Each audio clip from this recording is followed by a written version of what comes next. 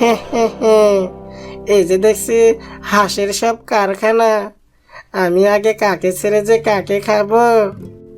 এমন সময় হাসা শিয়ালকে উদ্দেশ্য করে বলে, এই শয়তান শিয়াল, তুই ভুলেও আর সামনে এগোবি না, না হলে তুই আজ আর এখান থেকে বেঁচে ফিরতে পারবি না।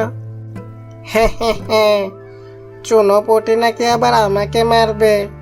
হ্যাঁ হ্যাঁ হ্যাঁ, তাহলে চুনো পটি, আয় দেখি কে কাকে মারে। এমনটি বলেই হাসা শিয়ালের দিকে এগিয়ে যায়।